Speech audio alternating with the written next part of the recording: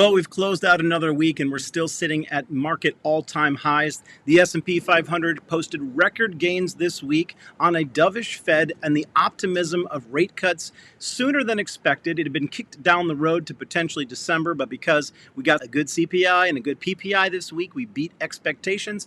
The Fed was dovish and there's optimism that we're going to get a cut as early as September.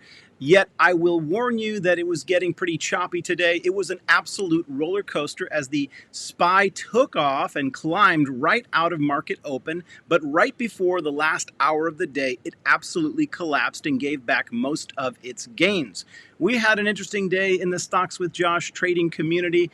I attempted to go puts on the day early on, not expecting the markets to climb as high as they were, simply because the banks gave mixed results and I could just see some profit taking. Well, there was profit taking, but it was right before close. Let me jump you guys into the heat map so that we can see what was working and what wasn't working. So as you can see, it was a little bit of a mixed day, but there are more winners on this screen than there normally are because smaller cap stocks were participating in the run-up, and it wasn't just the Magnificent Seven pushing the markets higher. I'm going to talk about a handful of stocks today. One of them is going to be Tesla. I'm just going to remind you guys what we're going to be watching for going into next week. It's not going to be a whole Tesla show today, but they had a nice bounce from yesterday's drop, and I just want to say one simple thing. We went down 8% after having gone up 50% in a week. And there is some bullishness in the charts, but there's a line next week that we got to get above for us to remain on a bullish track. And of course, I'll show you guys that in the charts. This is the Stocks with Josh show. I hope it was a profitable trading week for you this last week, but let me just tell you something. Even if it wasn't, I'm going to say it repeatedly on this show because in my multi-decade long career of trading, there's one thing that I've learned 100% of the time, which is that Wall Street's going to present a new opportunity Monday morning. And guys, if you got it wrong this week, then I'm just going to give you a little bit of advice that's helped me so much. It was a topic of the Discord today, and it's about journaling your losses. Turn the losses into lessons, turn the lessons into wins. My running Wall Street dad joke is that I didn't go to Harvard University. I, like a lot of you guys, went to Harder University, where I had to pay for some expensive lessons, but the key thing is to take those lessons and turn them into gains and the knowledge that you need to actually win at Wall Street. And before I get into the charts, I just want to say one more thing. Guys, you've got to have a positive attitude. You cannot control in life what happens to you. You can only control how you respond to it. And that is where all of your power lies. Guys, I see it all the time in the chat. People say that, the minute they entered a trade, it went down.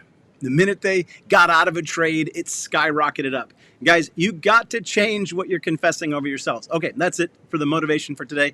Let's talk about the overall market and where it's going. We are roughly halfway through the year. And as I said at the beginning of last week, that this week was potentially setting up to be a bull trap. Why did I say it? It's because we're on the top of the trend lines of resistance. We turned resistance into support, but we've ended the week in a precarious spot, which is sitting right on that trend line. So if we open next week and we get into the inside of the trend line, then the selling pressure is going to continue. I want to take you guys into an interesting chart. I've not talked about it before.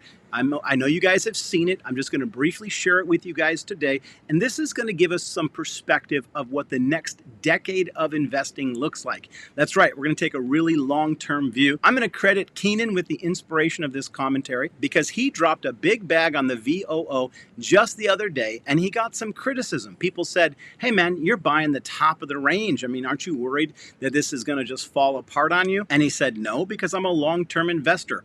And there is absolutely a huge difference between being a long-term investor and being a swing trader. And I want you guys to understand that I am both. Matter of fact, my biggest winners come from the stocks that I buy and hold and just babysit and watch them rise from year to year. And as I've talked about the fact that I'm not letting go of my Tesla bags, even if we were to come all the way back down to 160, maybe if it came back to 140, I might let them go because that's where I took my largest position. But I'm going to hold on to them for a decade because I believe that they could be worth a lot more. And it's a lot easier to park money in a stock than it is to constantly swing trade it. I swing trade a small bag that I'm not afraid to lose. And if I need more money, I got to pull it out of my winnings. I've got constraints and limitations, and so should you. Nothing I say is a suggestion for you to buy, sell, or hold. And when you join the Stocks with Josh Discord, I want to remind you guys that you will, it's not a maybe, it's not an if, you will hopefully make some money, but in addition to that, you will be contacted by scammers who use my name and my picture impersonating me to try to get you to send them your hard-earned money. I will never ask you, make an offer to you about special signals. I'll never DM you, and I'll never ask you to give me money or crypto. Keep that in mind. Okay, hit that like and subscribe, and let's dive into this decade view of the markets. This chart was developed by a farmer in 1875, and it's amazing how accurate it's been. It's a simple idea. It's about when the markets will peak and when they will drop based on solar cycles. And no, I'm not going to get into any mojo or anything weird. But I will tell you that I have successfully traded Bitcoin using the lunar cycles before. We'll talk about that sometime, but it's truth. You don't want to ignore any pattern that you find in the charts. Now, this is also based on lunar cycles, and it points to bottoms and tops in the market. I just wanted to review the last decade and the forward decade with you so you could have a little bit of perspective.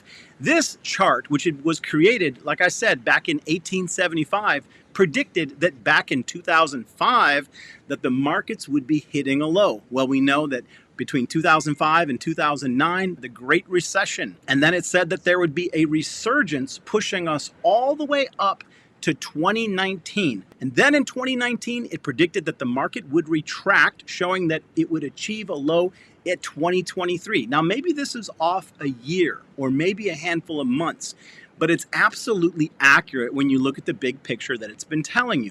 Now, here's the point I wanted to make. It's actually predicting that the markets are going to be on an upswing from 2023 to 2026, saying that the next couple years are actually going to be very bullish and strong years for the market.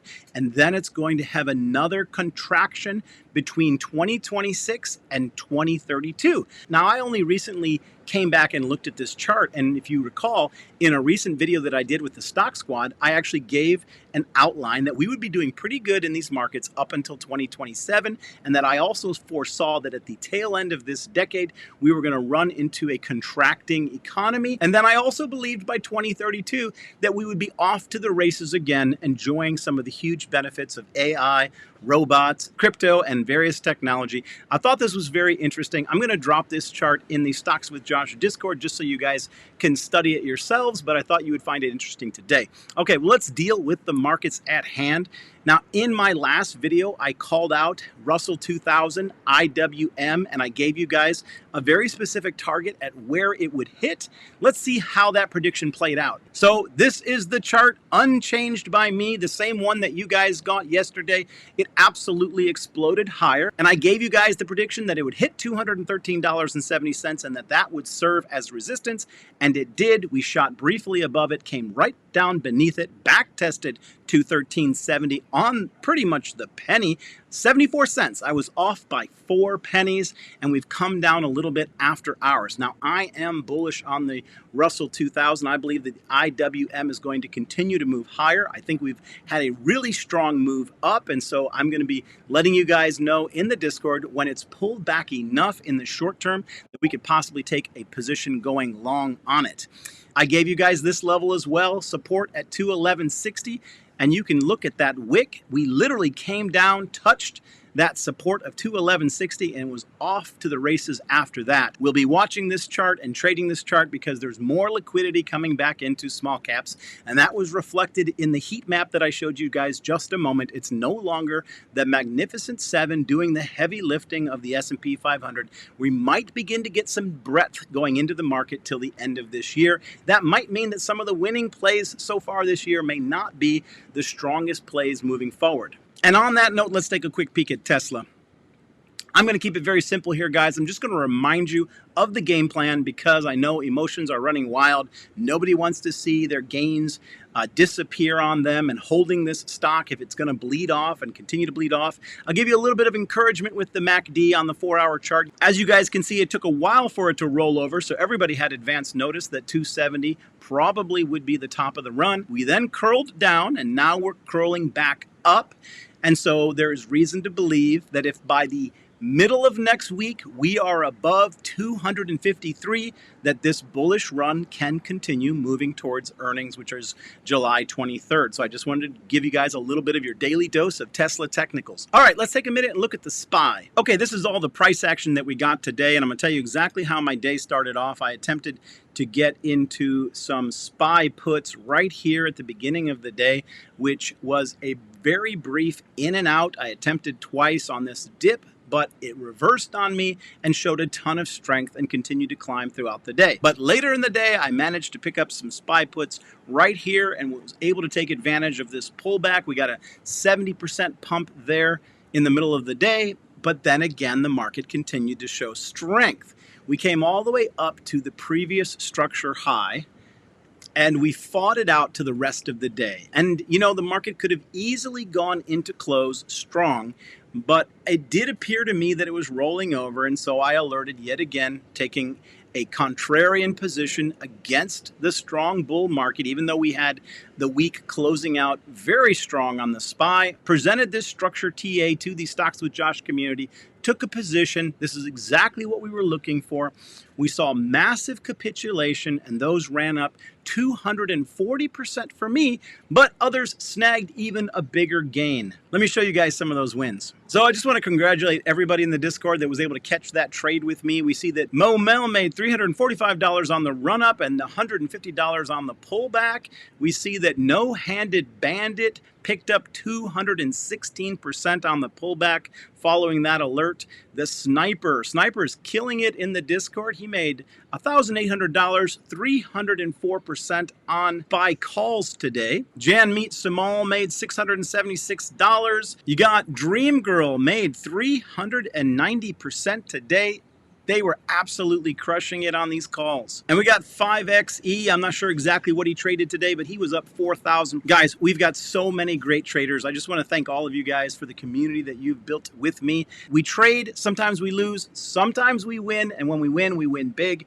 The Stocks with Josh community is focused on education. It's focused on you becoming the chart goat of your own financial journey and kicking down Wall Street's doors. Okay, let's talk a little bit about the SPY and what's going on. I'm going to leave this video very short today. I'm just going to tell you what I'm watching going into Monday. Okay, looking at the SPY right now, you guys know the story. We did make up some ground this week on the RSI, but we still have lower volume, and we're still in a precarious spot, sitting on top of our bearish ascending wedge, and we got an unusual pattern today. What kind of pattern is that? Well, that's a hot dog and bun pattern. What kind of pattern is a hot dog and bun pattern? You guys can see it. The green candles make up the bun, the red candle makes up the hot dog, and this is not a setup moving forward. Whether you like hot dogs or not, the bears are going to come along. They're going to pour some chili on this dog, and they're going to consume it if we drop below 560. Guys, I'm having a little bit of fun here, but I want to draw out these numbers for you. There is a chance that we can continue to climb. We can continue to stack candles on the top of this ascending wedge for as long as the markets want to go higher. But I want you just to be mindful. If we open a candle next week, and if we close a candle beneath 560, that changes everything. We've broken back into the channel. We've broken down beneath structure, and the markets are going to respond with selling. Where would we go if we cross 560? Right here to the next structure level at 550. Beneath that, we've got structure at 542. But the bottom line is I want you guys to watch the open next week, Monday, Tuesday, the market close. If we stay above 560, we can stay strong.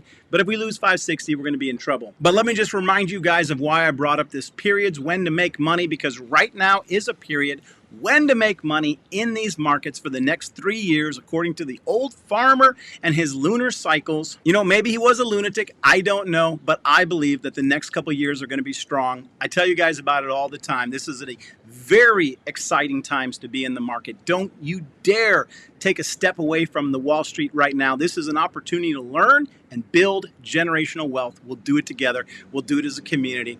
Guys, if you don't know what the Stocks with Josh community is, it is the Chart Goat University Discord. I'm going to leave a link for it in the top pinned comment and the description of this video. Hit that like and subscribe, and we'll see you Monday morning. We'll do it all again. Peace and blessings. Take care.